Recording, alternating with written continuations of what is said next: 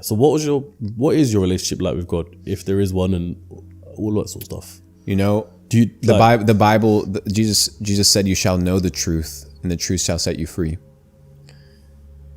It's not you shall believe in something, or you shall believe what a speaker says on a stage, and then you will force yourself to believe that because you have fear of going to hell, and then that will set you free. No, you shall know the truth. So about building a relationship, I mean, only a fool would deny the existence of a creator. And I just happen to align very deeply with Jesus as God, without going into the entire trifecta of how Muslims think about Jesus. Because we can go back and forth on this. It'll be an eternal conversation. Yeah, we can have an argument on the podcast. But I look at Jesus as the most important figure in human history. I align with his values. I align with his principles. I've yet to hear somebody say something poorly about Jesus, about how he conducted himself, about how he thought about women, about how he thought about society. He was an anarchist against the priests in the temple, and he was an anarchist against the status quo. And he preached love and acceptance and love for God and love for the Father. So I resonate deeply with him. And I've chosen to believe in his worldview, and it's played out extremely well. We can definitely have conversations in the future or off the podcast as to what it looks like at a divine level, whether he's God or whether he's a prophet, and that's one of the differentiations between Christianity and Islam. Yeah. But that would be a really long conversation. Yeah, no, definitely. That wouldn't be for CEO Cast. Tune in for Godcast coming soon. Yeah. No, but you know what? I'm not going to question you about it on this podcast. We may speak about it off camera, because I know after you've said that, people are going to say, why didn't I say this back and forth to Luke? But I respect people. But what I will say is, you will never catch a Muslim saying a bad thing about Jesus, of course, as you may know as well. And the thing is, I also think people have a terrible perspective in the West about Muslims, because it's been propagandized as a bad thing. But here's the thing, a true Muslim... Will you tell me, how is it portrayed in the West? I mean, terrorists, basically people that, are out here trying to take over the world and things of this nature. And it's just not the case. But I can tell you one thing for a matter of fact. A true Muslim that practices the Quran and truly believes in it will never screw you over. Have you had experience with that? I know it to be a fact. And it's true. You will have a brother for life, because it's built in the philosophy and in the way that they believe. So when I do business with Muslims, and I do it with full confidence, because if they're true Muslims, I'm not talking about the ones that say they are, but they're not. By name and all that, yeah. But the ones that are true believers, they won't screw you over. And I've had this firsthand experience, and that's why I trust them.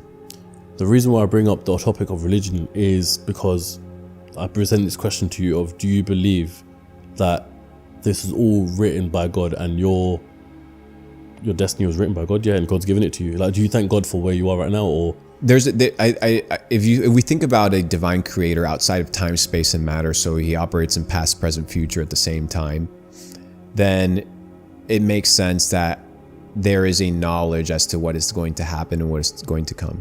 But we also have decision-making power. We have free will. We have the ability to choose and determine our actions on a daily basis, what we want to do.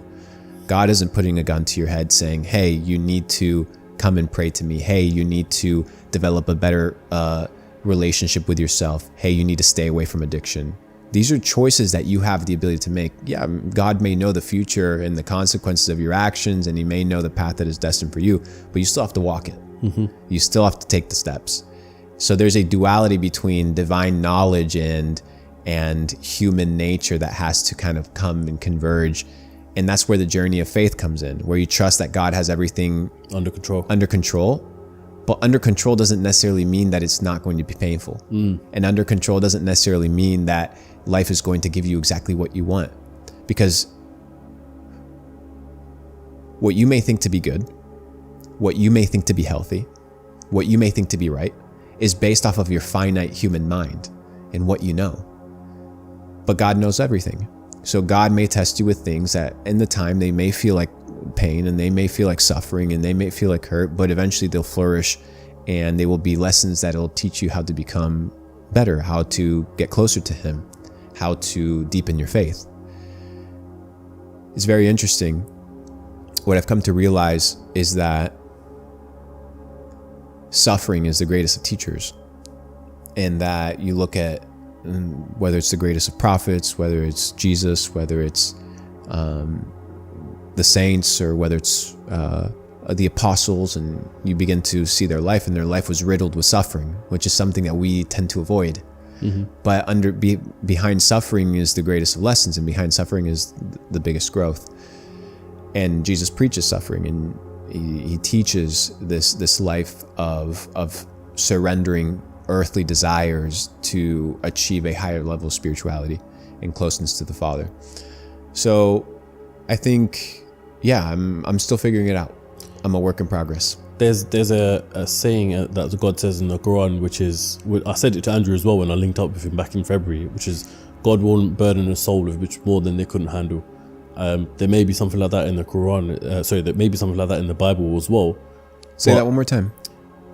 The exact quote is, "I will never burden a soul of which it can't handle." So I will never bring pain or agony upon someone knowing that they can't handle it. So, for example, let's just say you take a big L in your life. God already knows you can handle it. That's why the L's there in the first place. It's a test of, as you said, of how you come out of that, how that shapes you. Do you go down the wrong path? Do you go down the right path? And also in Islam, it's a test of, will you stick by God or will you do the wrong thing? Do you know what I mean? I've seen friends around me go broke, and then when they go broke, they turn to drugs, or they turn to alcohol, or they turn to women and all that sort of stuff. But then I've seen people who go broke, who stay on the path of praying and reading Quran and staying by God, and they're the ones who come out of it. There's a very good book in the Bible. The Bible's comprised of 66 different books. It's the book of Job. And Job is this man that had everything, had all the cattle, all the land, very successful at his time. And the story goes that Satan approaches God and says, "Hey, I see your servant Job, and the reason he serves you is because you've given him everything. You've given him all the land, you've given him all the success." And God is interacting with Satan, and he says, "Well, what do you think about my servant Job?" "Well, the reason he has what he has is because you've blessed him." God says, "Well, okay, we'll take everything away except his life. You have my permission." So he strips him of his family. Family dies. Strips him of all his possessions. Strips him of his health. And throughout that entire book, all of his friends, his wife comes and they're like, "You should be cursing God because he took everything away from you." He said, "I can't curse God." He stayed faithful to him. In one encounter, he's praying to God and he questions, "Why is this happening to me?" And God answers, "Who are you to question me? Am I not the creator of everything?" And in the same way, even though I hope not to live a life where everything is stripped from me, the lesson and the moral of the life of Job is that God will test you with suffering. God will test you with challenges. God will test you with difficulties. God will test you with hard times. But that is when the proof of your faith is manifested, not when everything is given to you, not when it's easy, not when times are simple, but in the challenges. Do you curse God, or do you bless him for giving you the opportunity to experience these challenges and experiencing difficulties to become better and to get closer to him? And then the story finishes with God blessing Job with more of everything, which is very interesting. And it's a great story. You should read it. The reason why I bring this all up in the first place is because sometimes you hear, people get very, very successful. They get the money, they get the fame, they get the women, they get the cars, they get everything they want. And then somehow in the end, they're still lost. And they feel like a lost cause. They feel like their souls just disappeared. They don't know what to do in life. And the common trait that you find within those group of people is that they're not a man of God. They haven't got something by their side to look forward to outside of this life.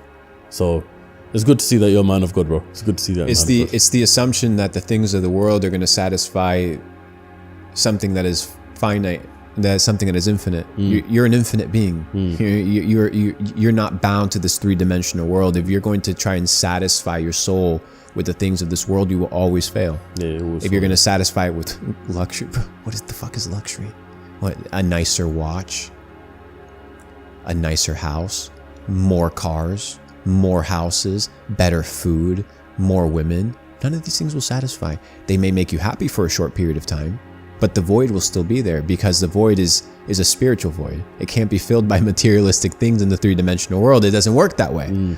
That is why any person that desires to build success, that desires to build something in this world, needs to understand that you take none of it with you. You don't take the money. You don't take the success. You don't take the accolade. You take nothing. But what you will take was your devotion to God in check. What you will take is how you treated other people. Did you love God more than you love the things that God gave you? And you will be tested with these things. Of course. But to whom much is given, much is required. So if God's going to give you a lot, he will demand a lot from you. And yeah, I think we're in our way. It's definitely a journey in a path of self-development. So I'm still trying to figure this entire thing out. But do you know what, Luke? Yeah, I actually like you a lot. And the reason for this is because, speaking of these whole worldly desires and things that satisfy you, when I go through your Instagram page, there's not one thing in there, there's not one post that makes me think this guy just wants to show off his money. I don't even think there's a picture of a Lambo or anything on there. Though you can afford all these luxuries, yeah, you got a watch, you like to travel, I see that, but there's no typical thing of when an entrepreneur first gets money, all he does is buy a Lambo, go to Dubai and get an apartment, do this, do that, and the whole lifestyle is on Instagram. You're not like that, and it's a very, very clean image. Why is it that you've kept it like that? Or how have you kept it like that? Because you can afford 10 times more than what any of these fake gurus or people who want to be this guy actually can afford. You know what I mean? Because none of these things make me happy. Simple answer. None of these things satisfy me. What does? You know, how many cars can you sit in? One. Yeah. How many beds can you sleep in? One. Why would I show off these things? They don't bring any value to people. Sure, I might do some stunt and go buy a supercar with meme coin money. I'm gonna do that. Yeah. Just for fun. Yeah. But the car it has nothing to do with my identity. It has nothing to do with who I am. It doesn't represent my character. Yeah. Nor does it bring any value to anybody. And yeah, I get it. Like, certain people got the lifestyle, and there's ways that the lifestyle sells and it helps you.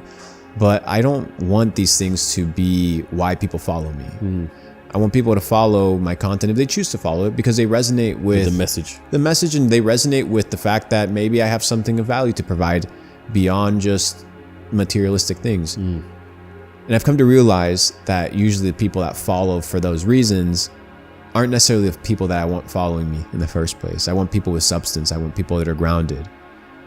I want people that love their families. I want people that love God. I want people that are focused on purpose and value and providing for others, because these are the things that matter to me. These are the things that have made me happy. You know, I'll go and sponsor orphans in Thailand before I go and spend money on a supercar. That doesn't mean I'm not going to go buy a supercar, but me talking about these things, it brings no value to anybody. It provides no substance to anybody. Now, on the flip side, I understand the business game. You pull up to a private dinner in a nice car with a nice watch, dressed nicely. You will be taken at first glance with more respect and more consideration than somebody that pulls up in a Honda Civic.